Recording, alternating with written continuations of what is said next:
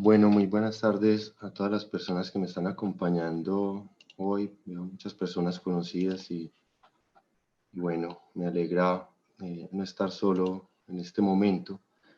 Eh, Como sabrán, ya lo ha dicho Sara Victoria, mi nombre es Simón Montoya Rodas y junto a tres muchachos de Río Negro, Antioquia, construí unas obras de teatro de las cuales he traído unos fragmentos acá en este primer momento. La tesis la he titulado Escenas de reconocimiento y formación de personas con altas capacidades en Río Negro, Antioquia, y tendré tres momentos de mi presentación. Un primer momento voy a leer un texto introductorio, muy a modo de crónica. Un segundo momento voy a desarrollar algunas conceptualizaciones que logré construir. No es un resumen de la tesis, es unos pequeños fragmentos de lo que quise compartir este día y que invite a las personas que están conmigo en este momento a ir a leer el texto completo. Y finalmente llegaré a unas conclusiones. Entonces procederé a la lectura.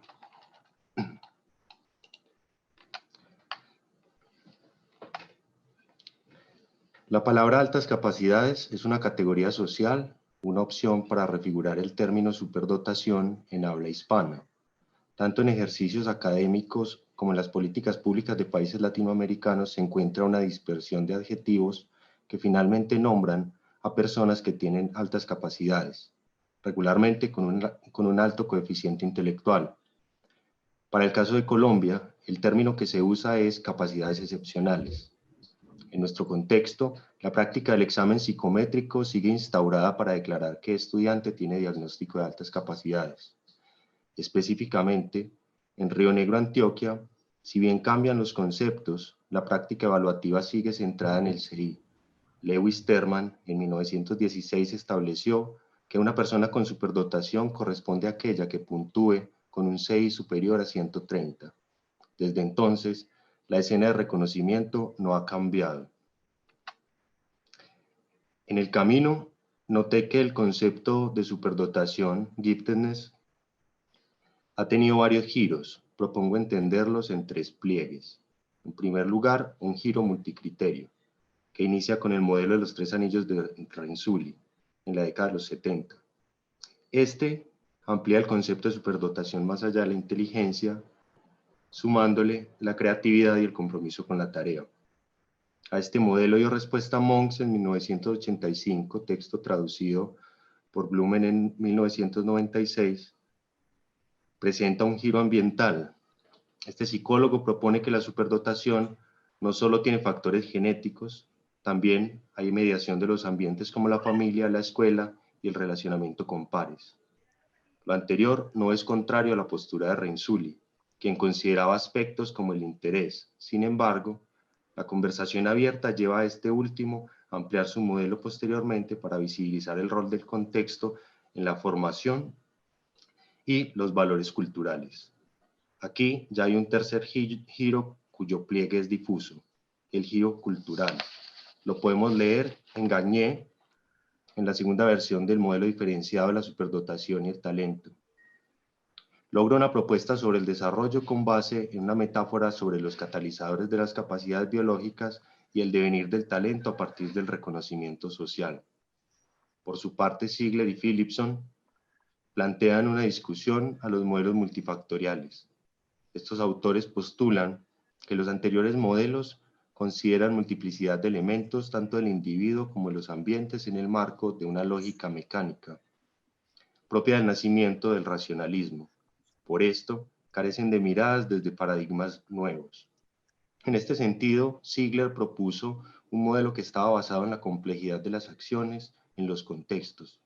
Así, buscó escapar a la metáfora que comprende al ser humano como una computadora.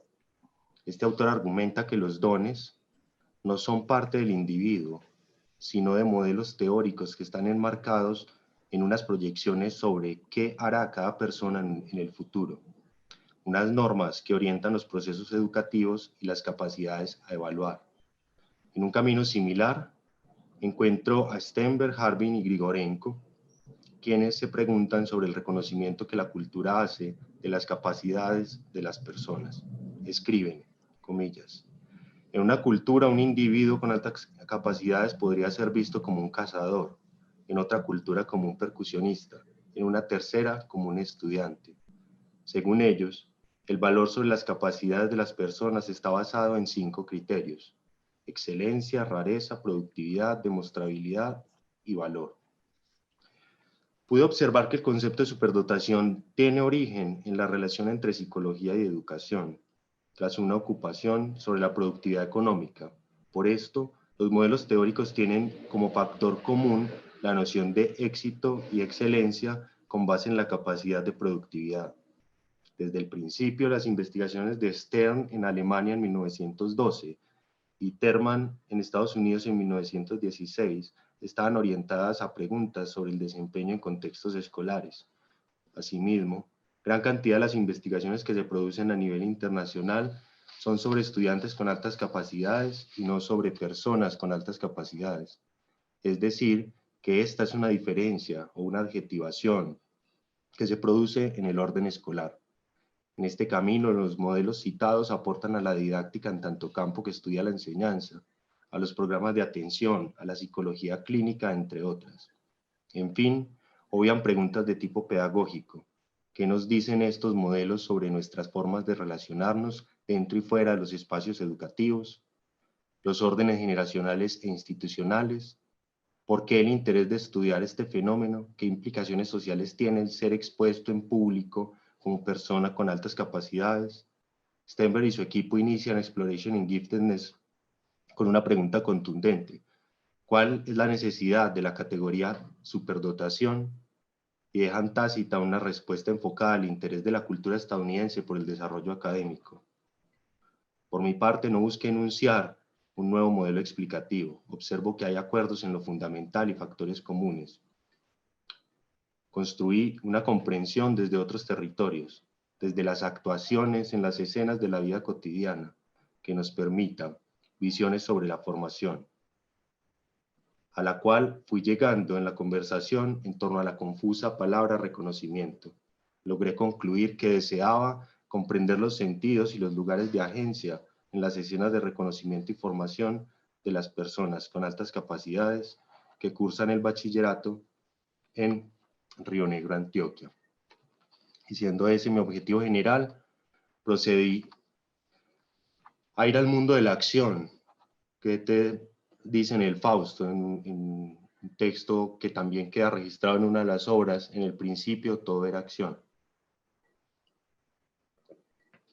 Y ese círculo que he puesto allí es la metáfora que hago visual de una matriz antropológica, que es la forma en que entiendo el sujeto. Partí en búsqueda y encuentro en Río Negro 3 personas que quieren participar, los 3 jóvenes hombres. No encontré otras personas que quisieran participar. Habían 7 registros, pero los otros no quisieron acceder al ejercicio. Me imagino que por los mismos resultados que narraré más adelante. Entonces, estas personas, también yo, allí fuimos autores y actores de estas obras, de estas 3 obras de teatro, que construí con una metodología que he dado el nombre de hermenéutica de la acción, siguiendo a Riquet, término propio de Riquet. Yo lo enriquezco con una metáfora de obras de teatro, un punto intermedio entre las ciencias sociales y las artes. Dentro de las artes, un punto intermedio entre la narrativa y el teatro, que parecía estaban distanciados, y allí está la hermenéutica de la acción como un punto de articulación entre la historia y la ficción, el pasado y el futuro, la memoria y la promesa, y el análisis en tanto ciencias sociales y la composición en tanto obras de teatro. Con unos principios: el discurso y la acción, basado en la triple mímesis de Aristóteles, leído en Riquet; el lenguaje como una práctica social compartida, un concepto de juegos del lenguaje de Wittgenstein que aparece trabajado por Riquet; el texto como fijación de la escena, Riquet diría de la narración.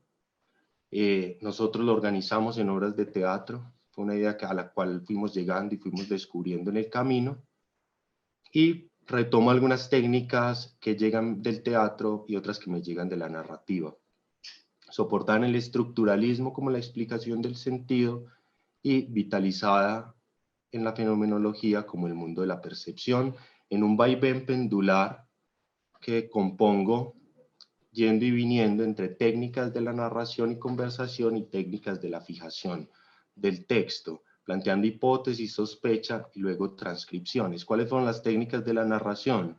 Entrevista a profundidad con los jóvenes participantes, entrevistas semiestructuradas a familiares y profesoras, no profesores, observación participante, en 2 de los casos, el tercero no lo permitió, técnicas de fijación como análisis estructural, ya voy a mostrar los grafos estructurales que logré, cuadernos de escritura de sí y la escritura de las obras de teatro que la organizo en esta figura de un movimiento pendular, ahora femenino, no masculino como el anterior, figuración,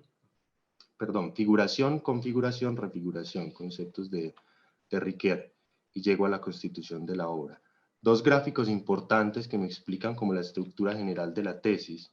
Primer momento, este gráfico que habla del deseo de reconocimiento y cómo hay un primer momento de reconocimiento por parte de las personas adultas a partir de alto rendimiento en la escuela, hay una nominación, se llega a un examen, al desarrollo de la cotidianidad escolar aparece un binario que sería el binario normal-anormal. Utilizo en adelante el término raro porque es el concepto que aparece de forma empírica en las narraciones, y ocurre una infracción a ciertos órdenes generacionales. La valoración de las actuaciones de los adultos eran rechazadas por los niños, perdón, la valoración de los adultos a las actuaciones eran rechazadas por los niños y viceversa. Y esto lleva a que ellos, en un sentimiento de anormalidad, entren en una crisis, y aquí aparezco con 2 términos que me permiten explicar lo que sentíamos ahí en las conversaciones, es cripsis y mimetismo.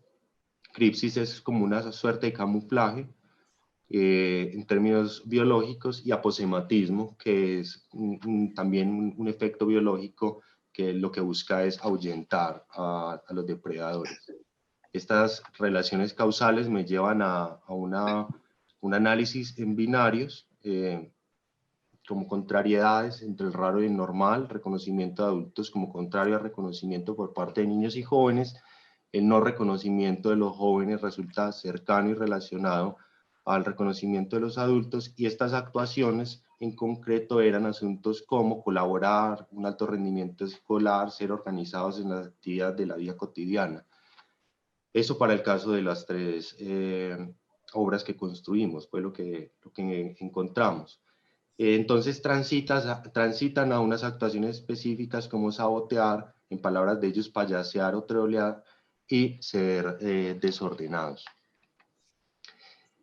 En este sentido, una de las hipótesis que desarrollo en la tesis y que quise traer como fragmento es la noción de incomodidad de la superdotación, y traigo esta escena. Es como estar entre la espada y la pared, dice Juan en una entrevista, hay algo que me apoya y algo que me ataca constantemente, y es que tengo la sensación de que al mundo no le gusta que le digan que alguien es un talento excepcional. Es como una especie de estorbo para la mayoría de la gente. Siempre va a haber gente que va a tratar de que esa persona que tiene algo especial cabe en su propia tumba. El diagnóstico es lo peor que me ha podido pasar en la vida. En este sentido, planteo también que hay que sospechar del constructo de inteligencia que fue construido en un mundo burgués, que podríamos llamar del norte con alguna metáfora. Siempre he planteado que hay que sospechar de un constructo donde no han participado mujeres en los constructos conceptuales, no han participado personas, por ejemplo, identidades afro. Observo también que el tránsito conceptual que hay entre superdotación hacia nuevas palabras, que incluso podríamos llamar a veces eufemismo, se realizó en lengua hispana, pero no en inglés, y habiendo lugares muy claros, centros, es decir, que Si bien hay incomodidades que voy a narrar más adelante en contextos estadounidenses, alemanes, franceses y otros, vemos que en Colombia es mucho más claro que no hay un lugar social para estas personas. Allá aparece entonces la escena clásica del reconocimiento, que es la evaluación como examen psicométrico. Narro esta escena. El psicólogo encargado de la evaluación ha llegado a la institución temprano en la mañana, va llamando a los niños uno por uno en un aula que sea adecuado para el ritual de la evaluación. Un aula corriente de cualquier escuela oficial de Río Negro. Los pupitres han sido corridos contra las paredes, excepto 4 que están en medio de 2 sillas. A un lado se encuentra ubicado el psicólogo dando la espalda al tablero. Al otro lado se sientan los niños que serán evaluados. Aquí vemos que mi conceptualización del lenguaje entonces no tiene que ver directamente con el habla, tiene que ver con las estructuras. Por ejemplo, la estructura del salón de clases también es un aula. Que esta primera escena no es igual en todos los casos, algunos van a una oficina, otros a una universidad, pero es el mismo ejercicio de un reconocimiento en corto tiempo y un examen que dicta desde un saber científico sobre la vida de una persona. De cierta forma, no hay un ejercicio de agencia por parte de los estudiantes en este proceso, sino que el psicólogo, desde su saber científico, nombra. Esto ya ha sido criticado y no he dicho mucho más al respecto, no quise profundizarlo tampoco porque hay suficiente trabajo en lo que ya hizo James Borland en los 90, el texto pues como más reconocido él es del 2003, que en clave Foucaultiana ha sacado, digamos, el jugo que se puede a este territorio.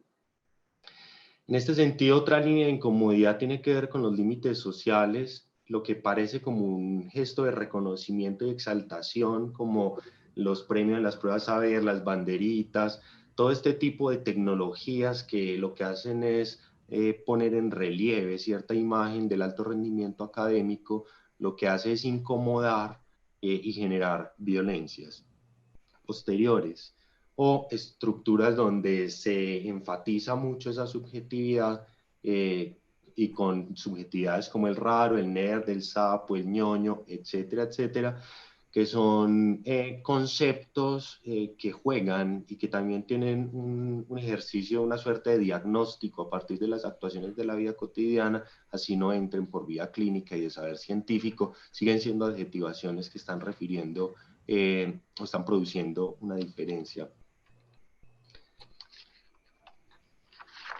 Siguiente fragmento. Y así le fui cogiendo pereza a la escuela porque yo sabía que iba allá y era conseguir golpes. Comencé a volverme malo para las cosas serias. Cuando veía que algo estaba demasiado serio, entonces pensaba, debo cambiarlo, hacer reír a la gente. Hay que ser el payaso, un poco, no del todo. Tal vez yo veía a los necios y a los indisciplinados y nunca les pasaba nada. En cambio yo era juicioso y siempre era el que sufría el bullying. Entonces, claro, uno se va dañando, se ríe. Allí vemos entonces que la estructura de la escuela, que es competitiva, que lleva a ciertas exigencias familiares, a rechazos de los colegas en términos de esa competitividad. En el caso de Juan, unas relaciones de poder con los profesores muy fuertes, porque los profesores querían demostrar que eran superiores a él. En el caso de Sebastián, una presión por parte de la institución para que trajera premios, por ejemplo, de las pruebas saber. Entonces le generaron un alto estrés.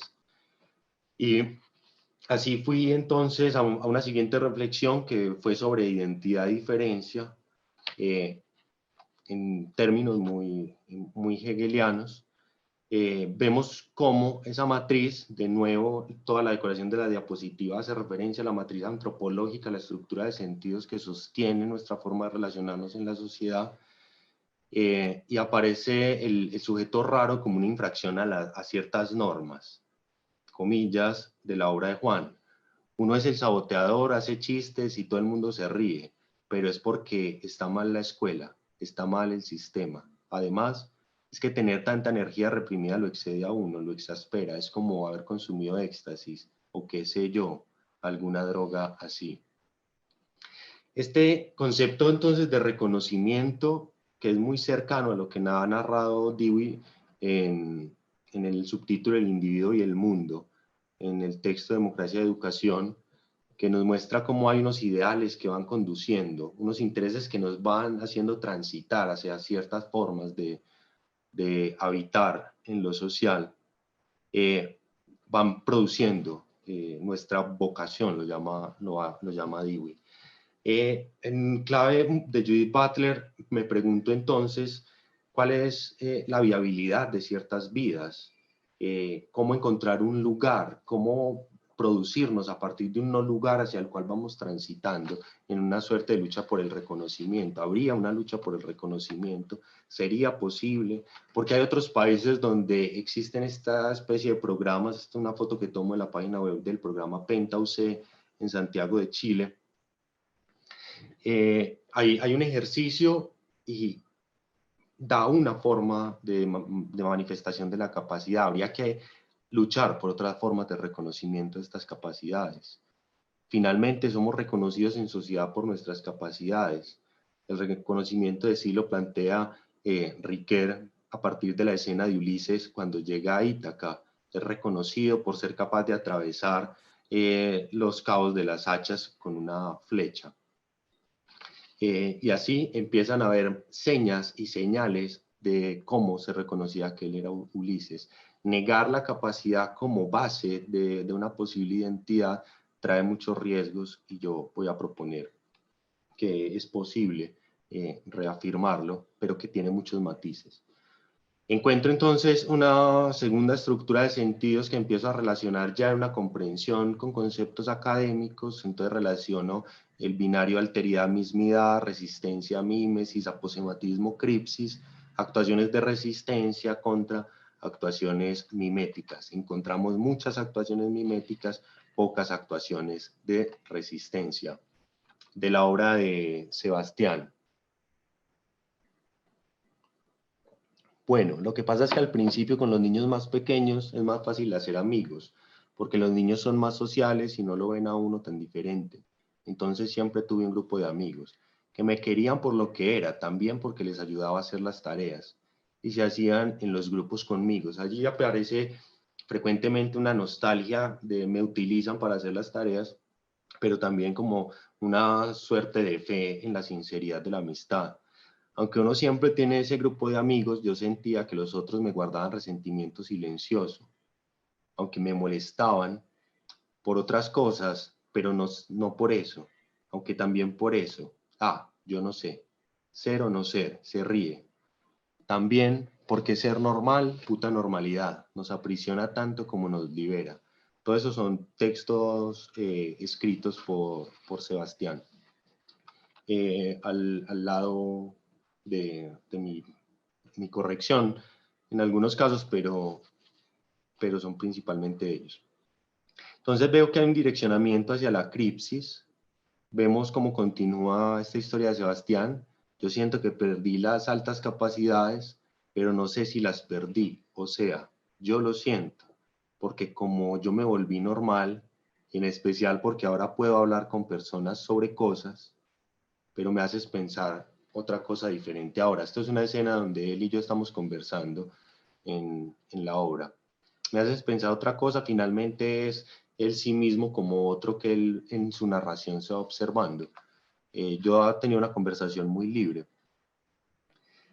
Veo entonces una pregunta por la lucha por el reconocimiento y una suerte, identidad, talento, una cosa muy impopular. Yo sé que es un concepto en el cual voy a la enemiga como con el discurso imperante hoy, porque la identidad está en crisis por investigaciones, sobre todo los postestructuralistas, porque la noción de talento está en crisis en el marco de las ciencias sociales, principalmente por las críticas que se le hace al capitalismo.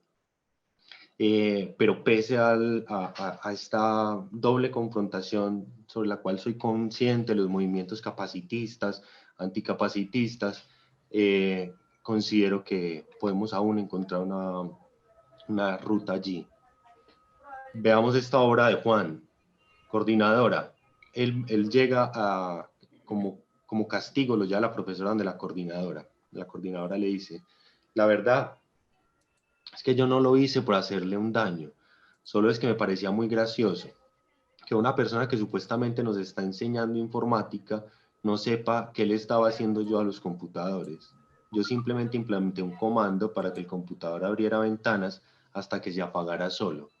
Si ella supiera de computadores, fácilmente sabría qué hice yo y se lo tomaría como una broma.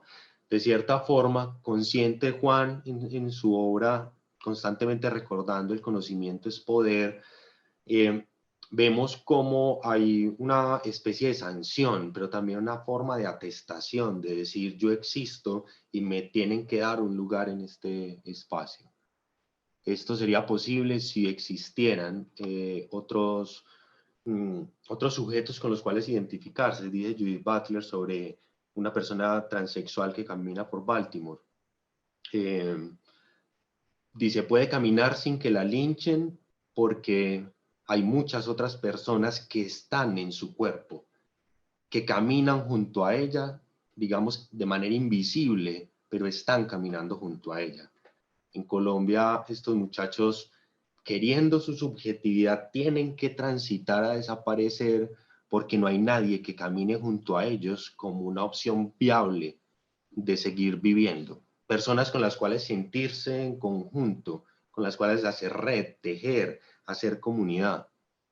En este sentido, analizo parte del concepto de Coleman sobre estigma que trae de Goffman, pero creo que no es el caso nuestro. No se trata de la estigmatización, se trata más de un no lugar.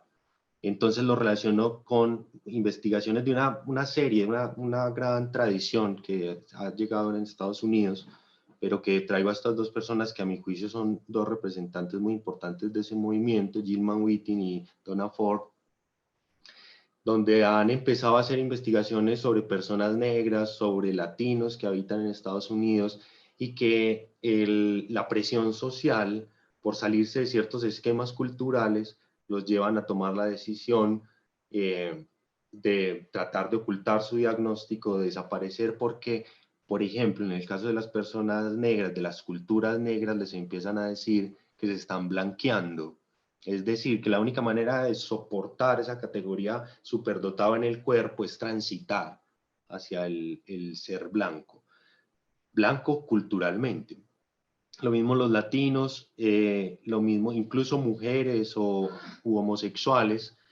Hay muchas investigaciones en vía cualitativa, biográfico-narrativa, donde se muestra este fenómeno a partir de la intersección de dos identidades.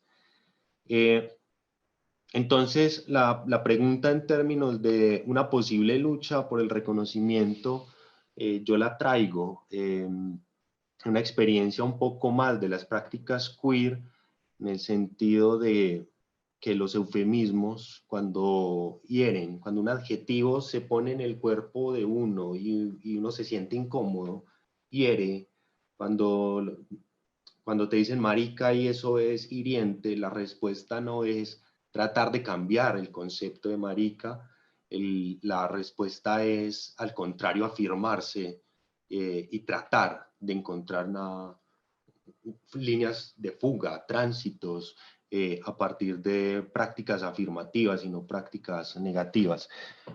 Sin embargo, en este sentido, considero que es muy importante comprender que hay que abrir muchos caminos a las conceptualizaciones de los talentos. No se trata de generar una forma de ser talento en términos subjetivos, sino de, al contrario, abrir multiplicidades, ir transitando en un devenir hacia el no lugar.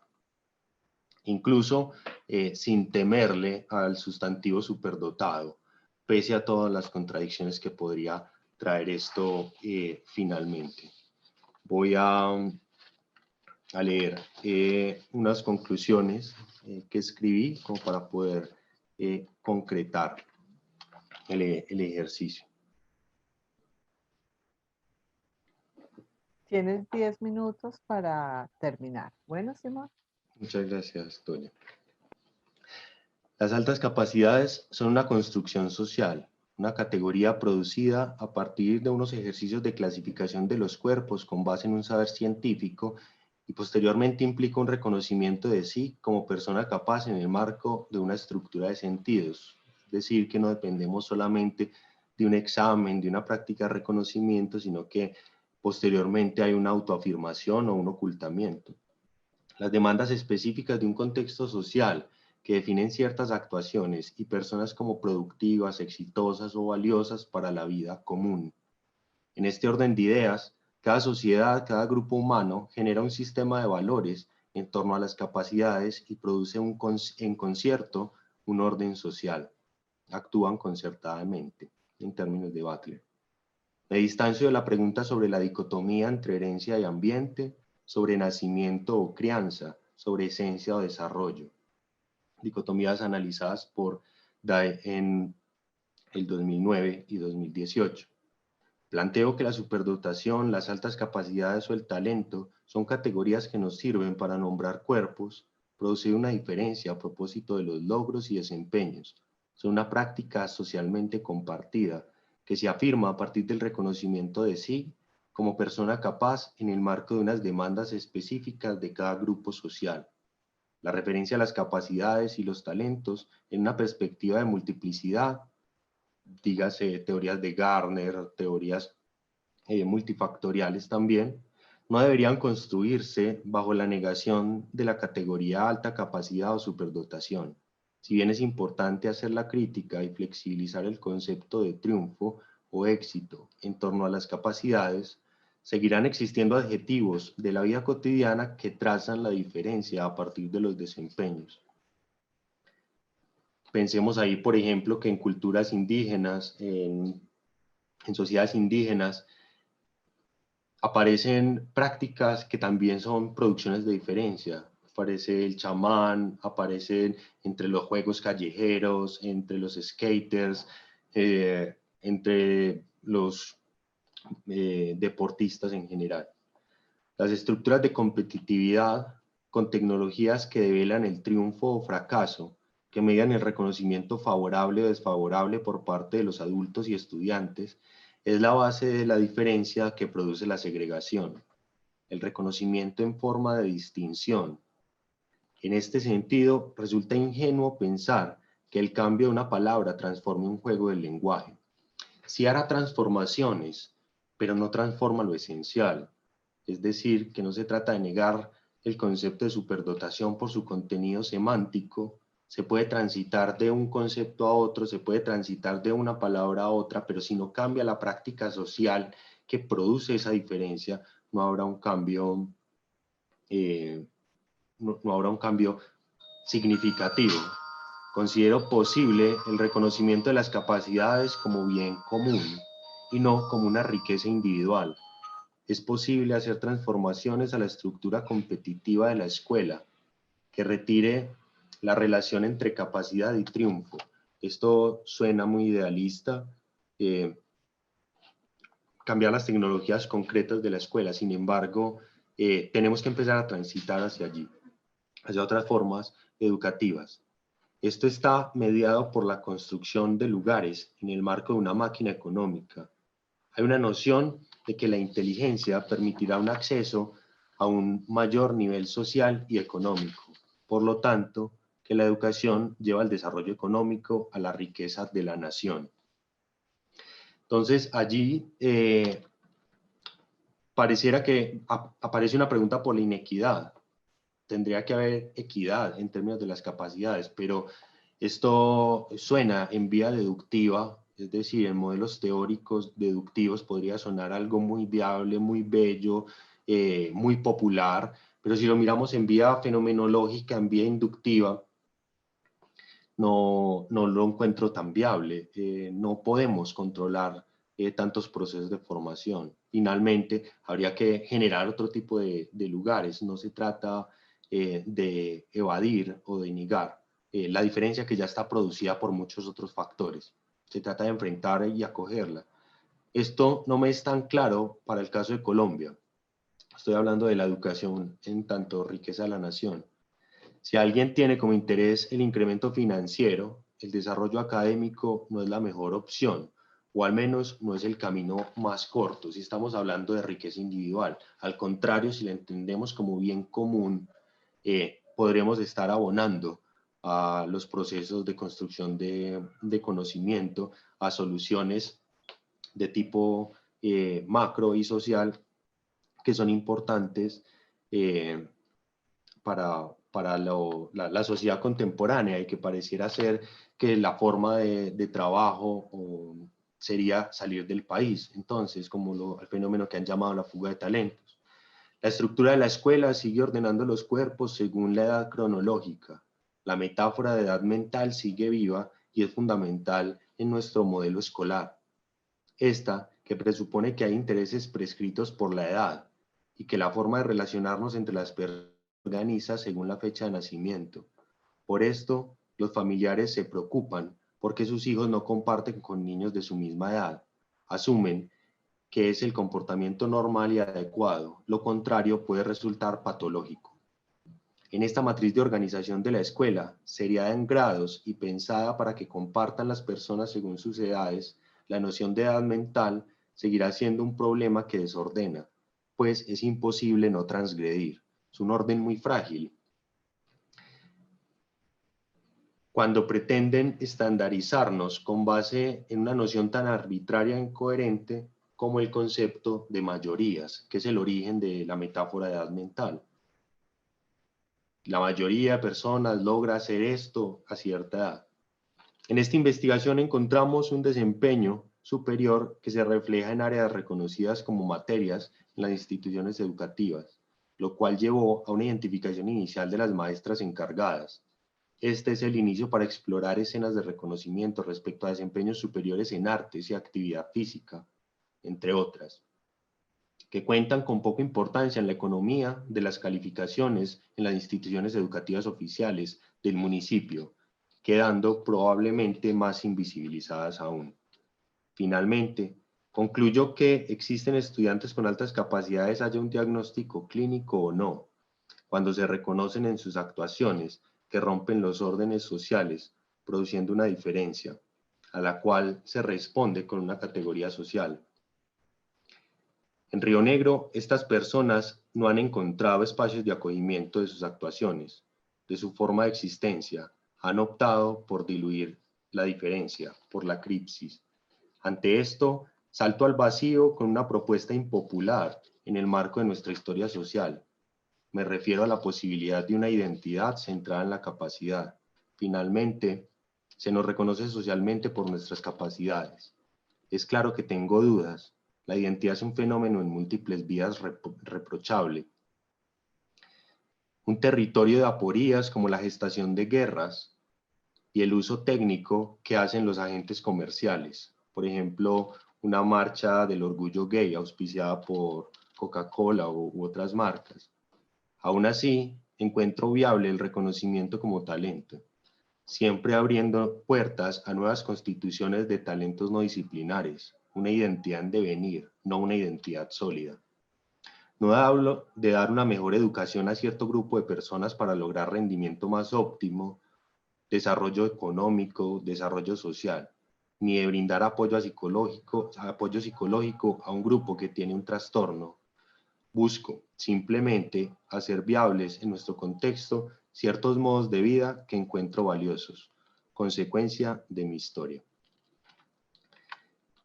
Muchas gracias, Adrián. Muchas gracias.